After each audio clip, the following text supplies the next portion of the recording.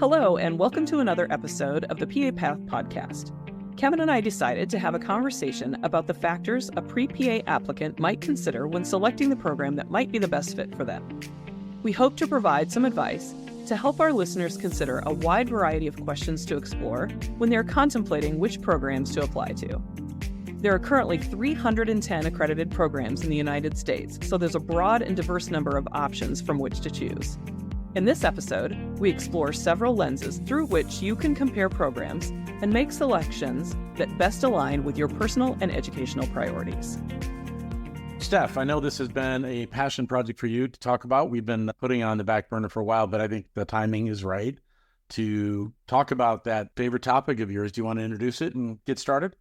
Yeah, I would love to. This has been a topic that I've been wanting to talk about for a while because I do think that students who are new to investigating PA programs that they may be interested in attending, and as well as students who may know a lot about it, but also may have seen a lot of information that may or may not be accurate. I think it's really important for students to have some lenses through which to look at PA programs that they may prospectively be interested in attending. So today we are going to talk about how to pick a program. So we're going to go through a number of different things that, in Kevin's and my opinion, students should really be thinking about as they look at programs and as they select the program that they choose to attend. And this topic has evolved. When I went to PA school, there were only 50 PA schools in the country. So choosing a PA program, and I don't even think the internet was quite really working that well at that point. So you would send away and mail for information from a program, and you had limited choices. Yet I still think, as a veteran of the military, I was looking for programs that were veteran friendly. I applied to MedX up at University of Washington. I also looked for programs that were close to home because I was about to get married. So I think some of these topics have stayed true all the way through. Yeah, absolutely. I think there are some themes that have been always true, but I think there are definitely themes that have evolved since we now have, I think the last time I checked, it was 308 accredited PA programs and definitely more developing in the pipeline. So we're going to go through a number of factors, and I think we'll just go ahead and jump right in. So first is location. So considering location.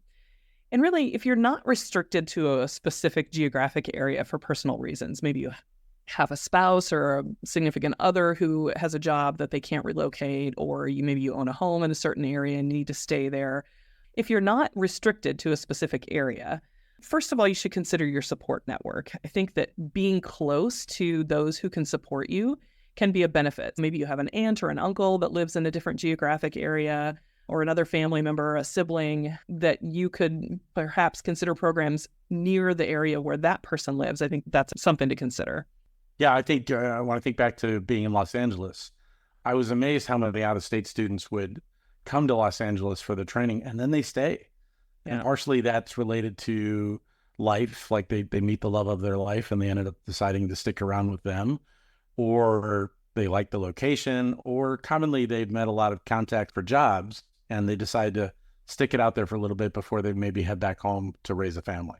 Yeah, I agree with that. And we've had students that have come to our program that said, oh, my aunt lives in town, or my uncle lives in town, or I have a sister who's going to dental school here, and I just like to be close to someone. They may be from far away, but they have people nearby. And I think that's important. It's really important to consider whether you have people around you that can support you. Now, the flip side of that is sometimes your support network can also be a little bit of a detractor too. So sometimes it depends on the folks in your world. Sometimes removing yourself from people on a day-to-day basis can actually be a little bit helpful too, because then you're feeling a little less guilty about having to be always studying and you're never available. When you're geographically distant from that support network, sometimes that can help a little bit too. So it's a bit of a double-edged sword. I don't know. What are your thoughts on that, Kevin? No, I totally agree. I think there's a lot of familial commitments that occur throughout the year, and it's a lot easier to say no when you live far away than when your family's right around the corner. And that puts a lot of stress on students during testing season. Absolutely. The other thing that I would say, and I think this is advice born from my own experience, is don't be afraid to push yourself outside your comfort zone a little bit, because moving away from an area that you were born and raised in and have always been in, it's scary and it's daunting. But I think if you're a person who believes in that growth mindset and personal growth, I think that forcing yourself to move somewhere new where you don't know anyone or many people and putting yourself out there to learn a new area of the country and to learn a new place and maybe to stand on your own 2 feet a little bit more than you have in the past can be a real professional and personal growth opportunity as well. Yeah, I think I learned that from the military. I was in the Navy for 6 years and I moved 4 times and lived in 4 different places, plus Saudi Arabia for a brief period of time. So I think for me, the greatest growth I've ever had personally and professionally is when I did move out of my comfort zone. Mm-hmm. Yeah. So I think that can be a real growth opportunity for people. What about the mission of a program? A lot of our guests on this podcast have talked about their mission. They seem to have a very mission-minded program culture. What is your take on looking at the mission as a applicant and deciding whether or not it's a good fit for you?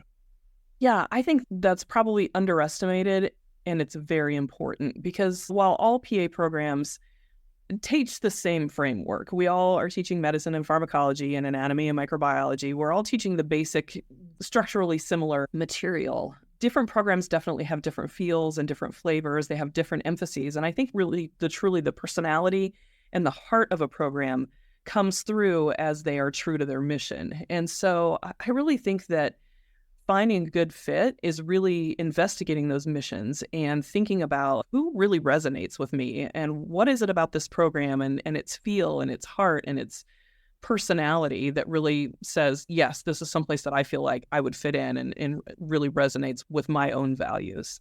Yeah, we spoke with Chris Madej from University of Tennessee a few weeks ago, and he was talking about his choice to go to PA school. He went to the University of Alabama, Birmingham, because he knew he wanted to have a more of a surgical focus. And that program's mission historically has been much more heavy on procedures and surgery. You got folks like the University of North Dakota with our colleague, Jeannie McHugo, and they're very focused on primary care in rural communities. If you're in North Dakota and you want to stay in that state, that seems like that's a good fit for you if that's really where your passion is. Yeah, absolutely. And I think if you have researched a program's mission and you feel that it really resonates with you, I think that can really be a benefit to you too, as you're perhaps completing the supplemental application, or if you are invited to an interview there, you can speak to that. You can speak to how their mission resonates with you and how you feel like you're aligned with their values and give some real personal stories. And I think that can be a really compelling factor in an interview process. So one of the things that I hate to even bring this up since you're an orthopedic BA, but I'm going to bring it up because I was absolutely certain I wanted to go into orthopedics when I was a pre-PA. And the program I chose really for location, it was literally 20 minutes from my house. It was a 2-year program at the time. That was pretty common back in the mid-90s. And it allowed for electives in their clinical training, which I knew I wanted to do ortho. So I thought I want to be able to at least suss out orthopedics. And thank goodness I did, because I remember having this kind of light bulb in my head go off when I was holding traction on a hip surgery for 3 hours in the OR thinking, good Lord, I think this is going to bore me out of my skull if I go into orthopedics. And I ultimately completely shifted my perspective. So do you think students should be looking at programs for flexibility if they don't really know what they want to do? Are you thinking that programs that do offer electives have the advantage of at least trying something out, or what's your take on that? Yeah, I think that's a consideration, but maybe, in my opinion, not necessarily a deal breaker, because I do believe that even just with your tour through the required rotations, you're still going to get a really good flavor of medicine.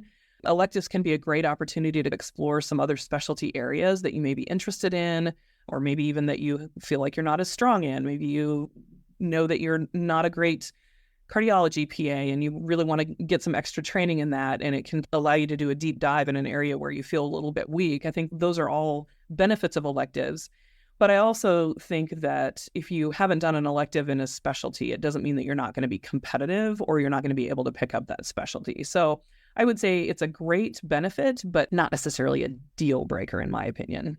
Yeah, I think part of the issue of mission and a program's history is also, where do they do the clinical training sites? What are their students being able to experience as part of that? And I think that's a really important discussion. The opportunity training sites are a commodity for PA schools in the country right now. We're competing against medical schools, nurse practitioner programs, medical institutions, Caribbean medical schools, partners that are willing to provide excellent training. How do you navigate that as a pre-applicant to understand what are the opportunities that you're going to receive by choosing a certain program over another one? I think one of the best ways that you can do that is just ask what the clinical network looks like and whether they have clinical partners. I think a lot of those programs' websites do publish if they are in partnership with a clinical entity, that a lot of times that will be on the website. And so I think that's a good place to investigate that. And I think just asking that question, I think it's a really fair question to ask. What's your clinical network look like, and what's the strength of those relationships? Because that is such a commodity, and it is something that all PA programs across the country, no matter how big or small, no matter how well-resourced they are, all medical programs, whether that be NP programs, MD programs, PA programs, are all struggling with this problem. Clinical training shortages is a real issue. So I think asking that question and trying to get a sense for that is a really important tactic. So this is where if we were a podcast that had a big budget, we would add some great sound like the song or the Go Money, because I think the next big thing that we talk about is the cost of PA education. According to the American Academy of Physician Associates, in 2019, the average median student loan debt for a PA was $112,000. For a lot of our applicants, that is a ton of money. For some, that's a small mortgage in the communities that they grew up in. And for others in LA, that's buying a garage in your backyard. But $112K sounds like a lot of money. So should I just be choosing the cheapest school to be able to set myself up for a great life as a PA? Yeah, and this is a hard one for me because I hear that. I see that in the pre-PA forums, and I hear people say, just go where it's cheapest. Just go where it's cheapest. And boy, while perhaps in certain situations, that's your only option, or you may perceive that as your only option, is to pick the least expensive program. But I think you need to take some time to really weigh all of the factors together. And we're going to be talking about some of these other factors, because I think the trap is we'll just go where it's cheapest and everybody has to pass PANCE, so it'll be fine. We'll talk about this when we get to the PANCE pass rate. And just being able to pass PANCE is the least common denominator. Just because the program gets you to PANCE and allows you to pass PANCE doesn't mean that you're the best prepared PA that you can be. And I think when you're just going for the cheapest, are you necessarily going for the best? If you're going to be paying the difference between maybe $75,000 and $110,000, but you're going to be ill prepared to enter practice, is that extra $25,000 over the lifespan of a student loan, is it going to pay off, or is it going to cost you in the long run? So I think that those are things that you have to consider. So in talking about the money, I always like to talk about the context of the money. I think that the average applicant that I see is working a job as a clinical medical assistant, or maybe a paramedic or an EMT, or they're a scribe in a hospital. They're not making very much money. They're barely making minimum wage. Comparatively, yeah. Right? So let's talk about what the dollars really mean for those that have never really thought about it. If your starting salary, which I looked at the AAPA and NCCPA data on salaries, and so the data, the N in the outcomes of this data are different in both organizations, but the general gist of this is roughly the 50th percentile for PAs nationally is about $100,000 a year. The 75th percentile is about $120,000 a year. The 90th percentile is like $140,000 a year. There are differences based on the cost of living in certain states. California, 140 is a very common salary, even for primary care, because of the cost of living is so high. Right. So you have to take that into account. But if we start at $100,000, that's $8,000 a month. That's gross, not after taxes. But about $8,000 gross per month, or $3,846 per pay period if you're paid every 2 weeks. I'm pretty sure the vast majority of our applicants have never made that kind of money. $120,000 a year is $10,000 gross a month, or $4,616 per pay period. $140,000 is $11,666 gross per month, or $5,384. So even after taxes, if your student loan debt is, say, $112,000, like the median student loan debt that was reported by the APA, maybe your loan payments per month are running as high as $2,000 or $2,300 a month, but you still have enough money to live comfortably compared to what you did when you were a paramedic or an EMT or a scribe. So I think that's important to put that into context. Yeah, the difference between those is not insignificant, but when you're looking at the period of 10 years, however long you're going to pay off your student loans, you can live a little bit more modestly in those first few years, and it's not net, it's not that much more for a more expensive program versus a less expensive program over the lifetime of the payment off. But it is not insignificant. I think you just have to consider all of the things that we're talking about in this episode today, and you really have to put the whole picture together. There's no perfect solution. There's no perfect formula that's going to say this is exactly the right program for you.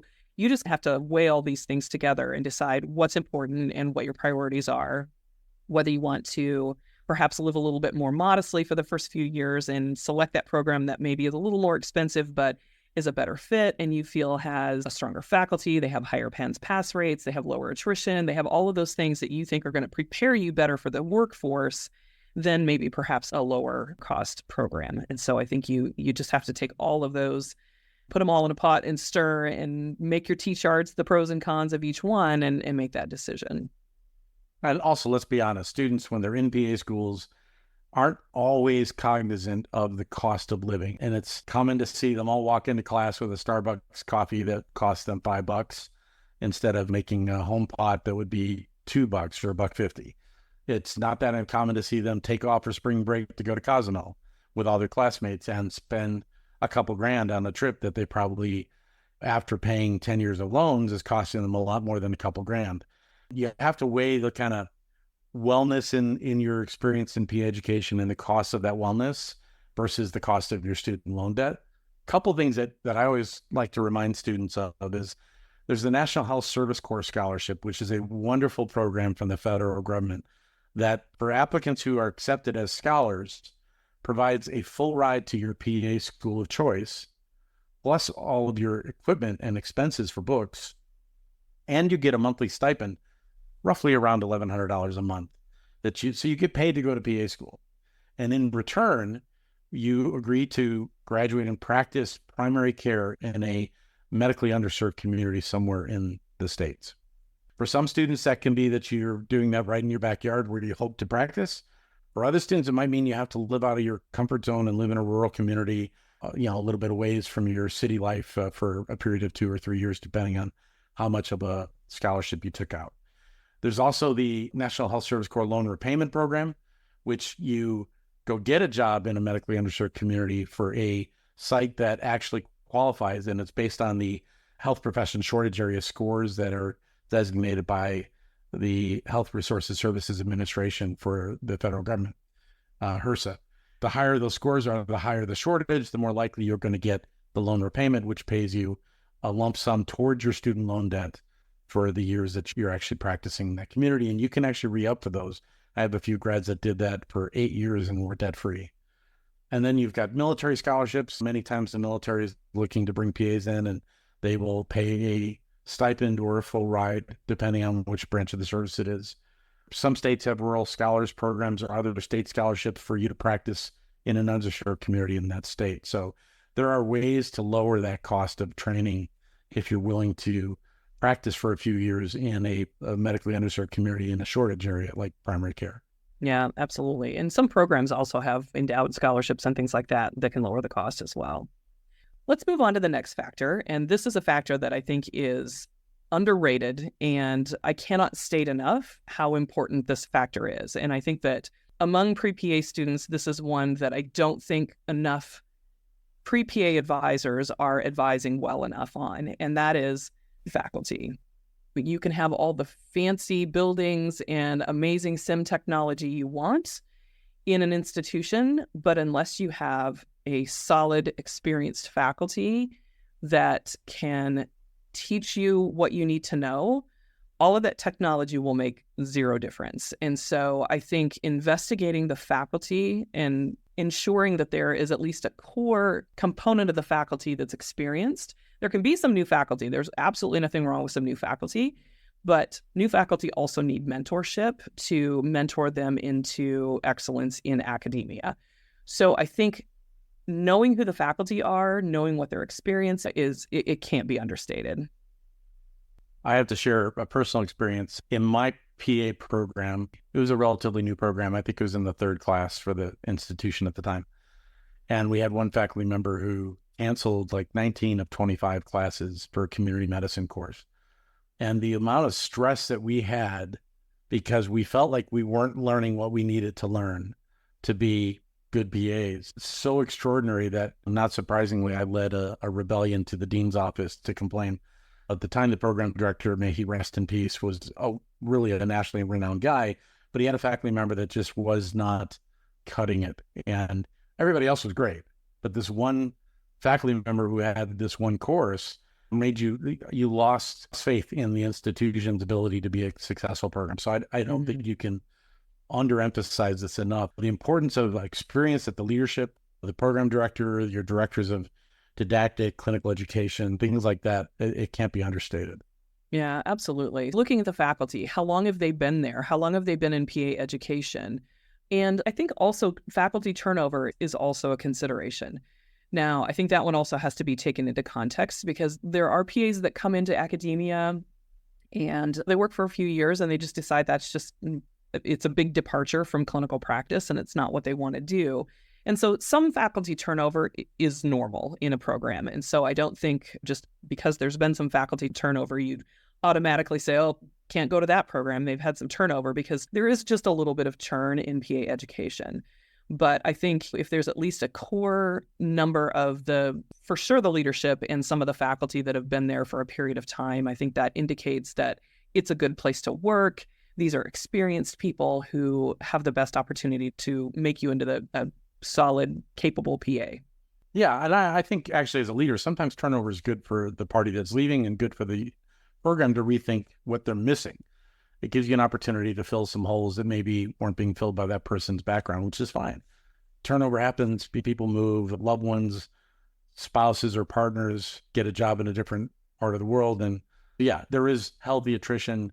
It's okay. It allows you to reinvent yourself. But if you see 4, 5, 6 ads for a position at a program that's been established, that would be a red flag for sure. Yeah, absolutely.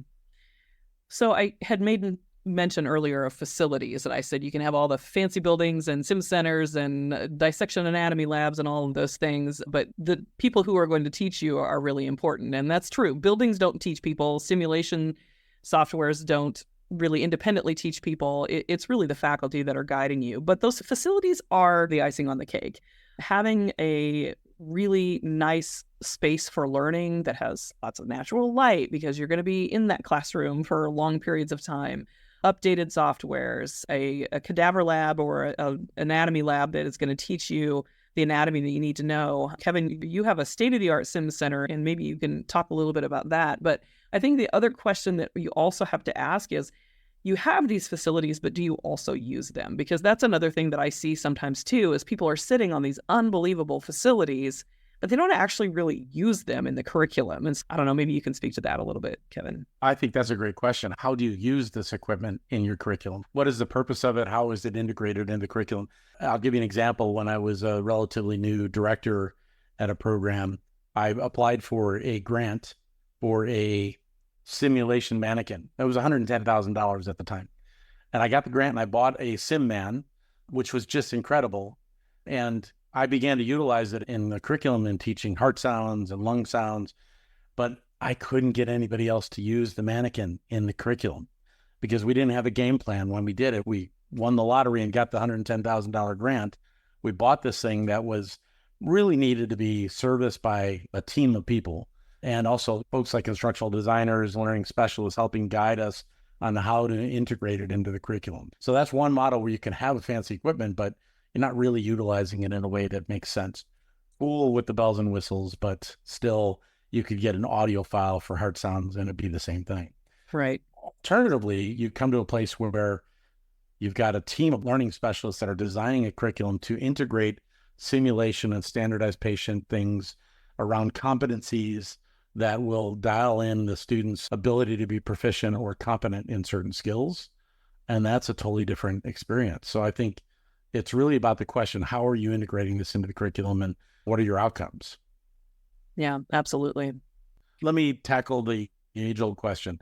To dissect or to not dissect? That is the age-old question. You want to hear my bias? Yeah, absolutely. Having been the director of 2 different programs, one that did dissection, one that didn't, and I had access to the outcomes for the board scores for both the class at the program that did have dissection and the class who didn't. The outcomes were identical. The basic science scores were absolutely the same. So I'm not 100% sure that it matters, but I think it's really about, again, how do you integrate cadaver lab experiences into your curriculum? How do you integrate the anatomage table? How do you integrate that? Is that your only tool that you use as a reference for the body? And then what do you really want to do with it? As a primary care PA, anatomy was beneficial to some extent, but not as much as if I was going to go into surgery. Yeah, absolutely. And I think that's really where the benefit of an anatomy lab is. And for me, probably the perfect blend is a program that uses, and this isn't us, so I'm speaking a little bit out of turn here, but a program that uses some prosection, some technology, and some dissection. Because I think that they're, particularly like you said, for students who are looking to go into a surgical specialty, that opportunity to really get your hands on a dissection and doing the dissection and understanding kind of the feel of the different tissues and the tissue planes and really seeing in 3D live how those structures interact with one another. I think there's really something to be said for that. Do you need to spend hours and hours in the lab throughout the entire curriculum, didactic curriculum, doing that to really get that benefit from it? Probably not. Maybe there are different ways to look at it, but I do think that there are definite benefits to dissection. But I agree with Kevin that should that be a deal breaker for you in a program? Probably not. I'm really glad to hear you say that, because that's what we're doing. And you didn't know that before you said that. Yeah, I agree. I completely agree. I think it's a matter of mixing it up for active learning strategies. So next, let's talk about accreditation. We've talked about it on the podcast for a while now. It's this big thing in the sky that programs have to deal with. What does accreditation mean to a PA applicant? What should they be looking for? I think it's important to underscore the fact that the three kind of main types of accreditation that we'll talk about here, there are some other ancillary ones, but we're going to focus on the three that people are most likely to see: continued, provisional, and probation. All three of those are considered accredited, fully accredited by the ARCPA. So it's important for pre-PAs to understand that if you graduate from a program that's accredited, whether it has continued, provisional, or probation, when you begin the program, you are eligible to sit for the PANCE exam. So that's important to know. Just a brief summary of each one. Continued means that the program, and I am not speaking on behalf of the ARCPA. I always like to put that disclaimer right up front. I have no affiliation with the ARCPA. I'm not an experienced ARCPA commissioner or a site visitor. So all the disclaimers are right up front. But just in a nutshell, continued accreditation is a program who has gone through the accreditation process and they've been granted continued accreditation for a period of time, provided they continue to meet all of the standards of accreditation. And they have a period of time before they are going to face another accreditation visit and self-study period again. So they're a little bit on an autopilot maintaining their accreditation.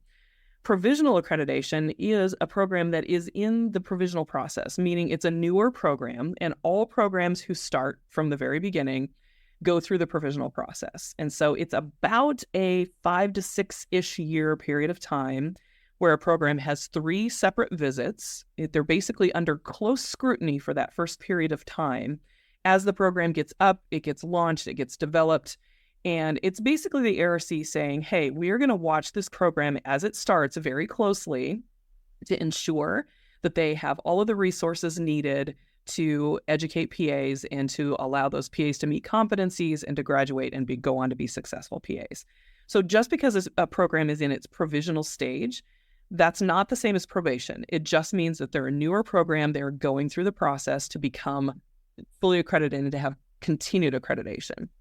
And then probation is also a full accreditation by the ARCPA. So those programs are still accredited. But it basically means that they are under scrutiny by the ARC for any number of reasons. And we could go down the rabbit hole on what that means. But basically, there has been an area, or maybe several areas, where the program has not been able to demonstrate that they have been able to meet one or more of the accreditation standards. So the ARCPA has put them on a period of time where they're under closer scrutiny, and they've been asked to remediate those areas so that they can meet those standards for which they're deficient. Kevin, would you add anything to that? No, I think there are really good programs that have had a probationary situation related not necessarily to their curriculum, but to administrative support structures, from the institution that maybe didn't work out. So I don't think probation in and of itself is a deal killer. It is available to you to look on the ARC website to see what the issues are that the ARC was concerned with, and you can make your own informed decision about whether that makes you uncomfortable or not to go to a program that's recently received a probationary status. And it's my understanding that probation is typically a 2-year minimum status before you have the opportunity to get off of probation, which provides you with enough time to resolve the concerns that the ARC has indicated. Yeah. On the ARCPA website, they have a list of currently accredited programs. And beside each program, you can click on their accreditation action history and you can see what history they've had. You can investigate that to yourself. And also, all PA programs are required to have their accreditation status posted on their website. You should be able to find that. Yeah. There's also a couple other things that ARC now requires on the website. Yep. So two of the other things, and I think that these things can't really be extricated from one another. And I am actually quite thankful that the ARC has asked programs to start posting their attrition rate in addition to their PANCE pass rate. So we're going to talk about both of those things. We'll start with the attrition rate. And so basically, programs are required to post what their attrition is from each of their cohorts. So I think, again, just like faculty turnover, it's important to understand that programs will have some attrition. It just happens. You have a student start and they realize, gosh, maybe this isn't the path for me. Maybe there are students that struggle academically, and despite all the best efforts of the program to help and support and remediate those struggles, they just can't quite meet the academic expectations and they leave the program for academic reasons. There are a lot of reasons that from time to time, students leave a program. To expect a program to have a long history of zero attrition is pretty unrealistic. I think really what an applicant should be looking at is trends. And a couple of years where a program has lost a handful of people, I don't know that alone would be a red flag, but I think if you look at that trend and that history and that their attrition rate is constantly low or is on the decline over a period of time, I think that would be a red flag. Yeah, I agree. And I think that the data around the pandemic is a little tricky because there was a lot of attrition related to pandemic-related issues. And also there was a lot of PANCE score changes for some programs related to that. So I like what you said about trends. I think one outcome in 1 year does not make a trend. I think you have to look at a program to see, have they consistently had low attrition, they have a blip, and then they're back to low? That's a comforting factor versus the last 5 years, their attrition rate had doubled. Yeah. I think you have to look at that as a trend. So the other thing that has to be posted on the website is the PANCE pass rate. So PANCE is the PA National Certifying Examination. It's, for those of you who don't know, it's the certifying exam that all PAs take. It's our gateway into clinical practice.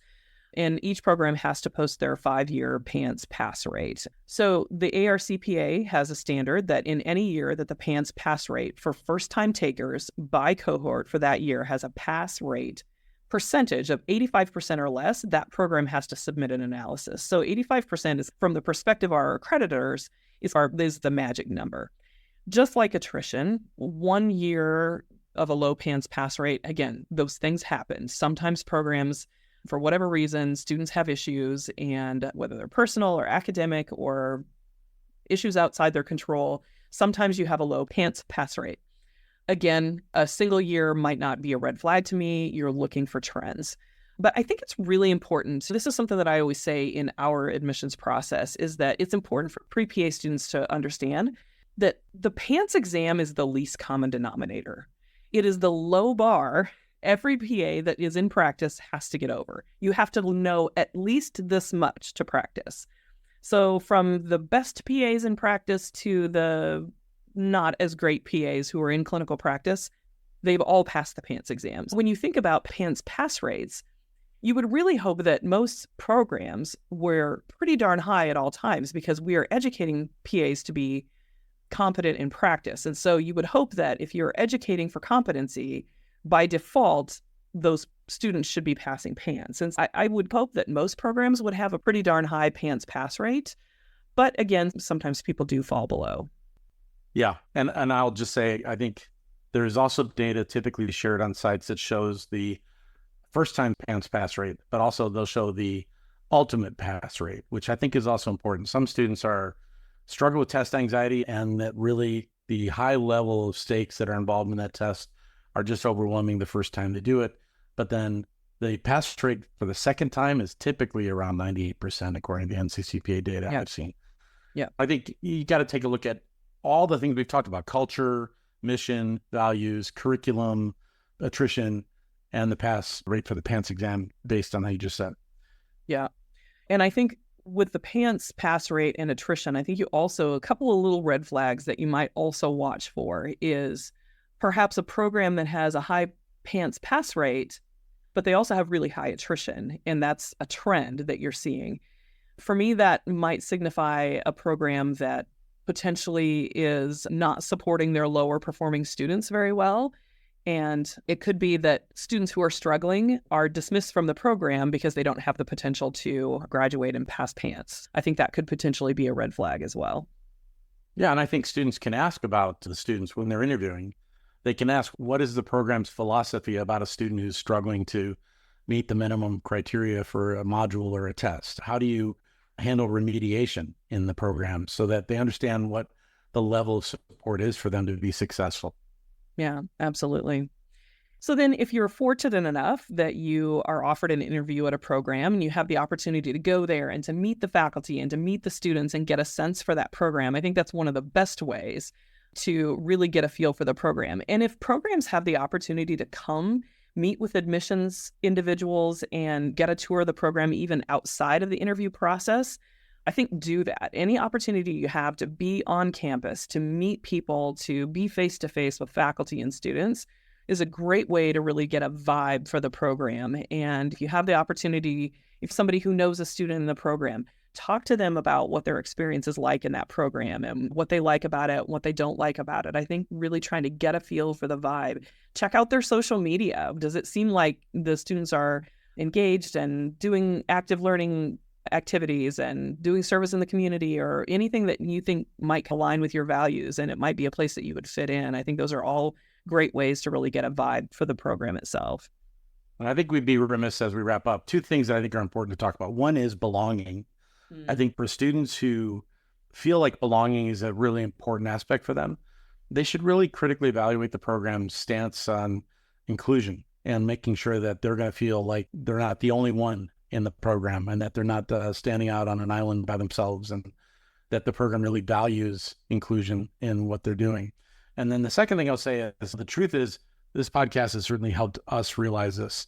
We have a lot of really great programs around the country. And talking to all the colleagues we've had a chance to interview, I'm just so impressed by the ideas and energy that they bring to bear for student education. So I think it makes it really hard for students to really differentiate which program is for them. But I think the points that you brought forward, Steph, around ensuring that it's a right fit for you, that the mission speaks to you, that the location or the cost speak to you, all those factors that can help to differentiate programs will be beneficial for the applicants listening to the podcast. Yeah, absolutely. And I think my only closing comment in this is looking at the statistics, you also have to understand that there are far more applicants to programs than there are seats available. And I know I can speak personally from my experience is that every year we have to leave incredibly well-prepared individuals on the table and not offer them a spot just because we don't have enough spots. And it's a heartbreaking thing as a part of an admissions committee, because you know that there are great people that you're not able to give that opportunity to only just because it's a numbers game. And so I think my final bit of encouragement to those seeking a spot in a PA program is, just because you didn't get in this year, it doesn't mean that you're not going to be a great PA. It doesn't mean that you're not well prepared. It's not a personal indictment on you. Be persistent. That persistence will pay off because programs will understand that you didn't get in last year, but you know what? This is truly part of your dream and it's what you want to do.